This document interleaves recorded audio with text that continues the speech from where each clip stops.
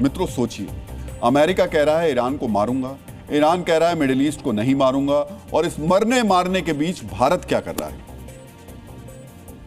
भारत इंसानियत के नाम पर लोगों को बचाने में जुटा है। भारत युद्ध के खिलाफ और मानवता के साथ खड़ा है। भारतीय संस्कृति का सिद्धांत है कि शरणागतम न त्यजेत, यानी शरण में आए व्यक्ति का कभी त्याग नहीं करना चाहिए। शरणागत की रक्षा भारतीय संस्कृति में प्रमुख कर्तव्य माना गया है। मिडिल ईस्ट में चल रहे बारूदी युद्ध के बीच भारत ने अपनी इसी मानवतावादी संस्कृति का परिचय दिया है। मित्रों, भारत ने ईरान के शिप IRIS लावन को कोची में शरण दी है। यह बहुत बड़ा फैसला है।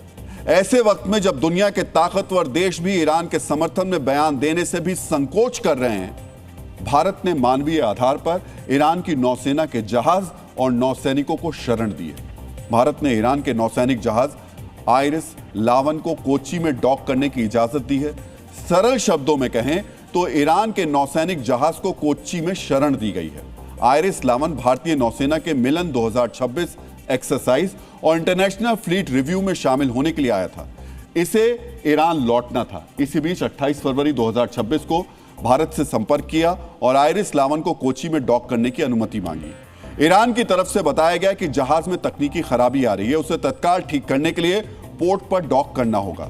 भारत ने ईरान के इस अनुरोध पर विमर्श करने के बाद 1 मार्च को जहाज को कोची में डॉकिंग की अनुमति दे दी। 4 मार्च को आइरिस लावन कोची पहुंचा और फिलहाल वहीं पर है। आइरिस लावन पर ईरान की नौसेना के 183 क्रू मेंबर्स भी मौजूद थे। ये सभी कोची में भारतीय नौसेना के मेहमान हैं। मित्रों, ये साधारण घटना दिखती है, लेकिन शरणागत की रक्षा वाली मानवीय भारतीय नीति को समझने के लिए इस घटना की टाइमिंग को गौर से समझ लीजिए। 28 फरवरी को अमेरिका और इजराइल ने ईरान पर हमला बोला। 4 मार्च को अमेरिका ने ईरान के युद्धपोत आइरिस डेना को श्रीलंका के दक्षिणी तट के पास अंतर्राष्ट्रीय जल क्षेत्र में डुबो दिया। अब समझिए, 28 फरवरी को जैसे ही अमेरिका इजराइल ने बमबारी शुरू की, ईरान ने अपनी नौसेना के जहाज को बचाने के लिए भारत से मदद मांगी। इस बीच अमेरिका ने आइरिस डेना को डुबो दिया। 4 मार्च को आइरिस लावन कोची पहुंच गया। सोचिए, अगर भारत ने ईरान की मदद नहीं की होती तो फिर क्या होता? अमेरिका ने जैसे आइरिस डेना को टॉर्पीडो मारकर डुबो दिया था, वैसे ही आइरिस लावन को भी डुबो देता। आइरिस डेना पर सवार 87 ईरानी नौसैनिक मारे गए थे। भारत की मानवता समझिए, हमने सिर्फ ईरानी नौसेना के जहाज को शरण ही नहीं दी, हमने 183 क्रू मेंबर्स की जान भी बचाई। डीएनए मित्रों, गोस्वामी तुलसीदास ने रामचरितमानस में लिखा है, कोटि विप्र वध लगहि जामु, आयन शरण तहु नहीं ताहु। यानी भले ही किसी पर करोड़ों ब्राह्मण हत्या का दोष लगाऊं, यदि वो मेरी शरण में आ जाए तो मैं उसे कभी नहीं त्यागता। यही भारत की संस्कृति, दर्शन और परंपरा है।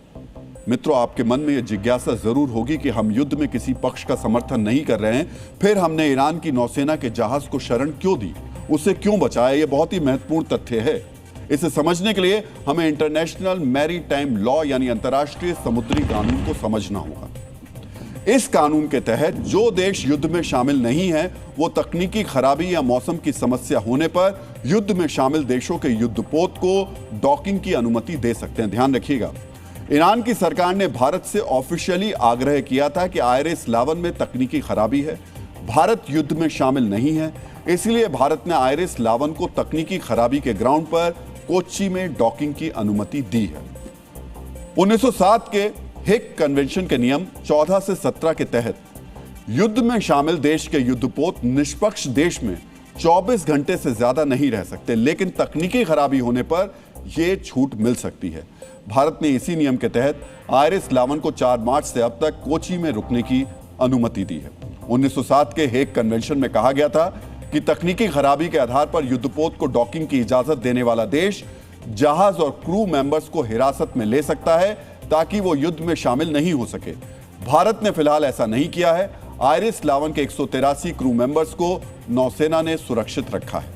मित्रों, कहते हैं संकट काल में हाथ थामने वाला सबसे सच्चा मित्र होता है। भारत ने ईरान के साथ सच्ची मित्रता दिखाते हुए मानवीय मूल्यों की रक्षा की है। मित्रों, अब यहां हम आपको ईरानी नौसेना के जहाज आयरिस लावन के बारे में छोटी सी जानकारी शेयर कर देते हैं। ईरानी नौसेना में यह शिप 1985 में शामिल हुआ था। मुख्य रूप से यह फारस की खाड़ी के आसपास ऑपरेट करता है। इसमें 9 टैंक्स की तैनाती और 225 सैनिकों के रहने की व्यवस्था है।